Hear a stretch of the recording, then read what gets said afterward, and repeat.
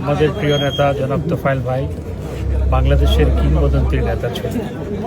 বাংলাদেশের স্বাধিকার আদায়ের আন্দোলন থেকে শুরু করে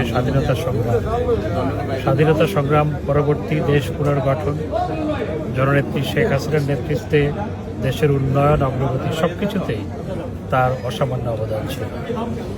বাংলাদেশ রাষ্ট্র সৃষ্টির সাথে যে মানুষগুলোর নাম জড়িয়ে আছে তার মধ্যে অন্যতম হচ্ছেন জনাব তোফায়েল আহমেদ। বঙ্গবন্ধুর সাথে তিনি স্বাধিকার আদায়ের আন্দোলন, স্বাধীনতা সংগ্রাম, স্বাধীনতা যুদ্ধে অসামান্য অবদান রেখেছেন। 9 বারের সংসদ সদস্য ছিলেন এবং তোফায়েল ভাই অত্যন্ত জনপ্রিয় একজন নেতা ছিলেন।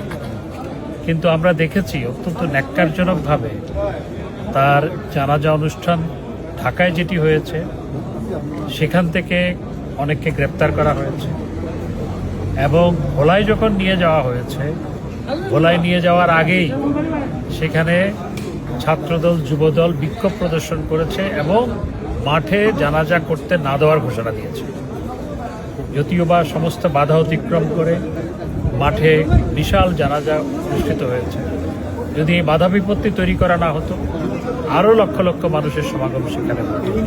ঢাকায়ও একই অবস্থা হতো এবং অত্যন্ত ন্যাক্কারজনকভাবে আমরা লক্ষ্য করলাম একজন কন্টেন্ট ক্রিয়েটর এবং গণভবন লুটপাটের সাথে যারা যুক্ত ছিল তাদের লাশও শহীদ মিনারে নিয়ে যাওয়া হয়েছে। অথচ তোফায়েল ভাইয়ের লাশ শহীদ মিনারে নেওয়ার জন্য অনেকে ইচ্ছা প্রকাশ করলেও সরকারের পক্ষ থেকে অনুমতি দেওয়া হয়নি, বরং সেখানে শহীদ মিনারে পুলিশ পাহারা বসানো হয়েছিল।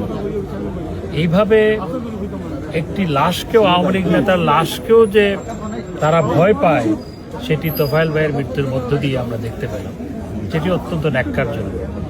এই প্রতিহিংসার রাজনীতি এবং এই হিংসার রাজনীতি, সাংঘর্ষিক রাজনীতির এটি চির অবসান হওয়া প্রয়োজন।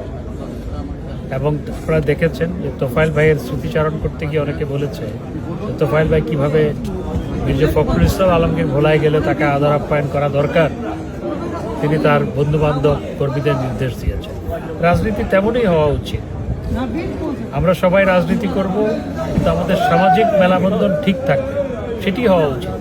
কিন্তু দুঃখজনক হলেও সত্য আমরা দেখতে পাচ্ছি যে মোশাররফ ভাইয়ের জানাজার পরও সেখান থেকে অনেককে গ্রেপ্তার করা হয়েছে এবং তোফায়েল ভাইয়ের জানাজা অনুষ্ঠানে বাধা তৈরি করা হয়েছে এবং অনেককে গ্রেপ্তার করা হয়েছে। কিন্তু সমস্ত বাধা অতিক্রম করে লক্ষ লক্ষ মানুষ তার জানাজায় উপস্থিত হয়েছে, শোক প্রকাশ করেছে।